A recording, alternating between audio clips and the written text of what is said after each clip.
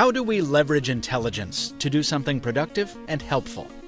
That's the question Samsung put to itself when designing its next Halo Android smartphone, and the result is a handheld that shows you more, listens better, and even plays computer.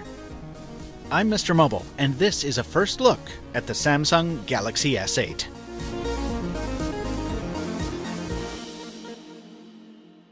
Today's video is brought to you by MintSim. Stick around to the end to learn how to get unlimited calls, texts, and 10 gigs of LTE starting at $20 a month. First, let's get physical. If you took last year's Galaxy S7 Edge and the ill-fated Galaxy Note 7 and threw them into a blender, the S8 is what you'd end up with. That's the best news ever if you care about the way your phone looks and feels.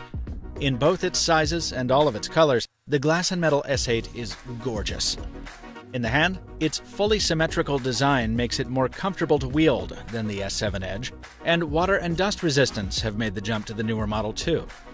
The displays feature elegantly curved corners, spilling over the edges like an infinity pool, and they come packing the HDR technology that seems to be 2017's big thing. Those screens are also bigger this year, 5.8 and 6.2 inches, depending on whether you go for the S8 or S8 Plus. Where a 6-inch phone used to be a very unwieldy thing back in the days of the Nexus 6, Samsung has made it manageable by stretching the display vertically, much like LG did with its G6. After several weeks using that phone, the S8 Plus feels pretty natural to me.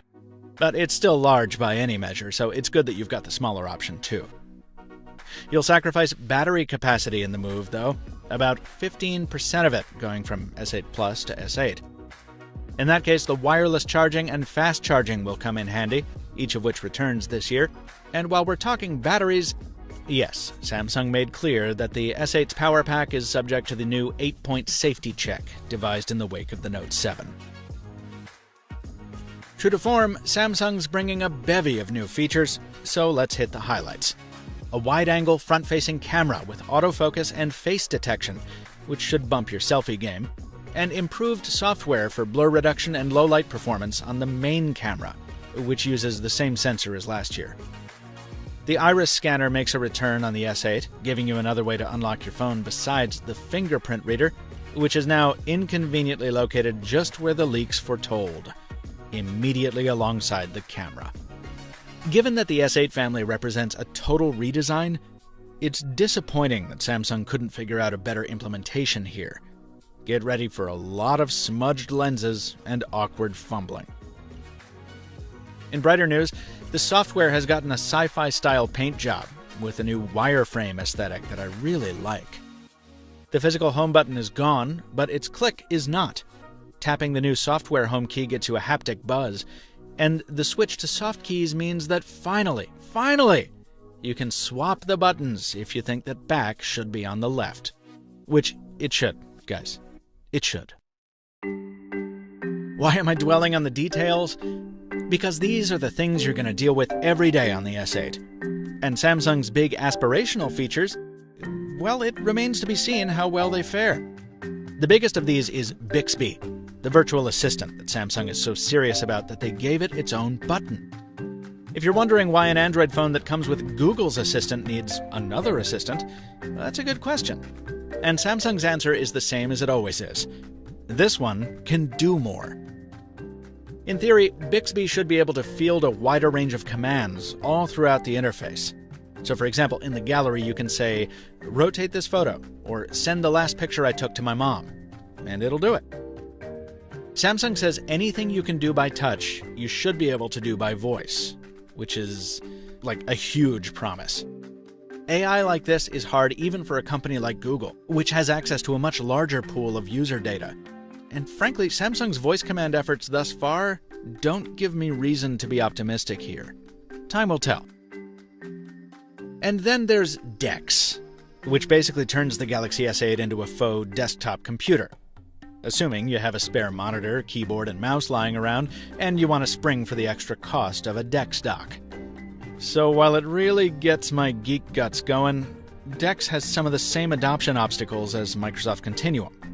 Samsung is a much bigger force in mobile, and it's signed deals with enterprises, Microsoft included, to make DeX-compatible software.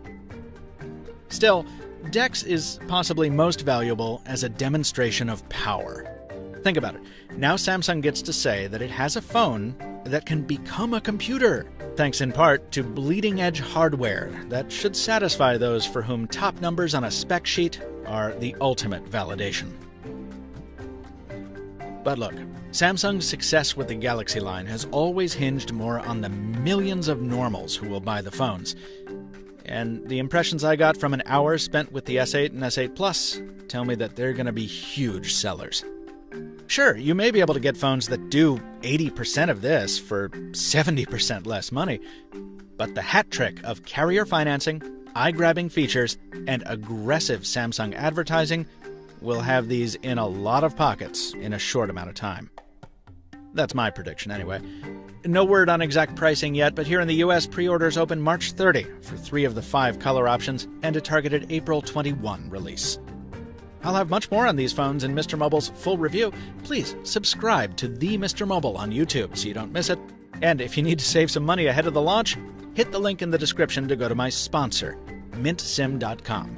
You can pick a 6 or 12-month plan and use the discount code MrMobile20, and you'll get unlimited talk and text and 10 gigs of LTE per month for between $20 and $35 per month.